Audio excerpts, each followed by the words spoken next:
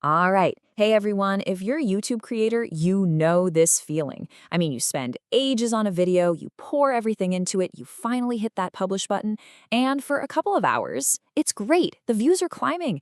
And then, boom, crickets. It's like your video just slammed into a brick wall. So, what is actually happening? Let's get into it. Yeah, let's really dig into this because it has to be one of the most frustrating things about being a creator, right? You see that initial spike and you get your hopes up, and then just total silence. It makes you second guess everything. Like, did I do something wrong? Has the YouTube algorithm already decided my video belongs in the trash?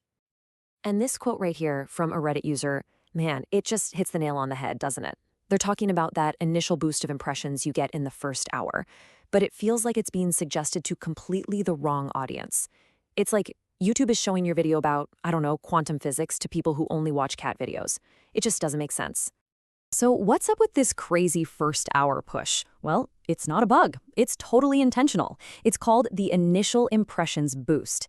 Think of it like this. YouTube is basically putting your video on a speed dating event. It's showing it to a whole bunch of random people really, really fast just to see who's interested. The whole point is just to gather data and to do it quickly. And this is the key thing you gotta remember. That first push, it's not a promotion. It's not the algorithm giving you a pat on the back. It's a test, a pop quiz. YouTube isn't telling people, hey, check out this awesome video. It's asking them, hey, is this video any good? And the answer it gets from that initial random audience, well, that's gonna determine what happens next. And you know, this is exactly where the panic starts to creep in. Because just as fast as that boost started, it stops. Cold. That beautiful impressions graph that was shooting for the moon suddenly just flatlines. And we all do this same thing, right? We stare at that flat line and think, well, that's it. It's over. My video's dead. Okay, to figure out what's really going on, we kind of have to learn the language that the algorithm speaks. And the first word in that language is impressions. It's super simple, really. An impression just means your thumbnail showed up on someone's screen for more than a second. That's it. It's not a view, it's just a chance to get a view. But here's the thing. Impressions are just the start. What the algorithm really pays attention to is something called the click-through rate, or CTR. This is the big one. It's the percentage of people who actually saw your thumbnail and went, yep, I want to watch that, and clicked on it. It's basically the #1 way YouTube judges if your title and thumbnail are actually any good. And the way they calculate it is super basic. You just take the number of clicks, divide it by the number of impressions, and boom, that's your percentage. That one little number tells the algorithm everything it needs to know about how good your packaging, your thumbnail, and title is at grabbing someone's attention. Okay, so let's put the pieces together. Remember that initial boost? It went out to a huge, broad, and probably mostly uninterested audience. So what's going to happen to your click-through rate? Naturally, it's going to be pretty low. The algorithm sees that low number and basically says, whoa, okay, this isn't hitting with this crowd. Time to pump the brakes, stop pushing it so hard, and take a look at the data we've got. And that's the moment we all feel that sense of dread. It feels like you failed a test, like the algorithm just took your video and tossed it in the bin. But what if that's not what's happening at all? What if that flat line isn't the end of the story? What if it's just a pause? Because here's where things get really interesting. When researchers actually studied how YouTube videos perform over time, they found something pretty mind-blowing. A video's life isn't a one-and-done sprint. Nope. It's much more like a series of waves, with these ups and downs, these multiple bursts of popularity over time. Yeah, they actually call them popularity phases. And these graphs really show you what that looks like. It's not just one big spike at the beginning and then nothing. It's a whole series of waves. These videos are coming back to life, finding brand new audiences months or sometimes even years after they were first posted. They don't just get one shot. And check out this chart. It makes the point so clearly. The bar on the left, that's the top 5% most popular videos. A whopping 75% of them have 3 or more of these popularity waves. Now look at the least popular videos on the right. Barely any of them do. So get this.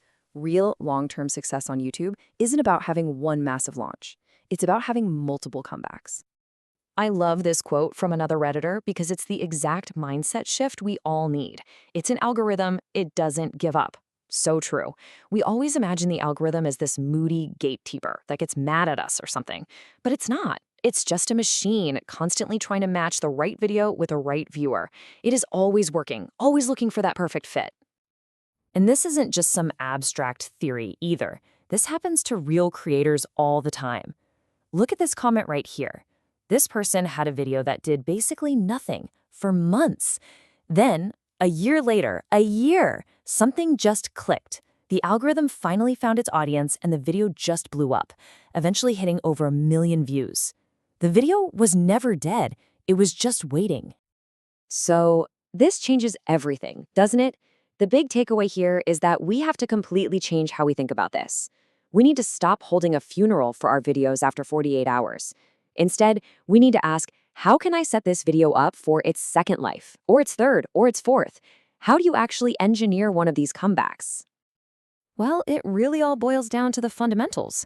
The same stuff that gives a video a good start is what gives it a long life. We're talking about absolutely killer thumbnails that grab your eye. We're talking compelling, click-worthy titles, making sure you've optimized for the right keywords so people can find you, and maybe most importantly, focusing on evergreen content, stuff that people will care about today, tomorrow, and a year from now. And let's be super clear on one thing when it comes to titles and thumbnails. There's a huge difference between being click-worthy and being clickbait. Clickbait, it lies to the viewer. It might get you one cheap click, but it destroys any trust. A click-worthy title, on the other hand, makes an exciting promise, and then the video actually delivers. That's how you build a real, loyal audience that'll stick around for the long haul. So, if you remember one thing from all this, let it be this. That scary flatline you see after 48 hours, that is not the end of your video's story. Think of it as just the end of chapter 1. A messy, confusing first chapter where YouTube was just figuring things out. But the rest of the book, it's still waiting to be written. Which brings us to one last really powerful idea. Instead of asking, is my video dead? What if we asked a different question entirely?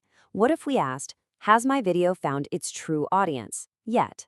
Because the problem isn't that your video died, it's just that the algorithm's work isn't finished. And the answer to that question is almost always no, not yet.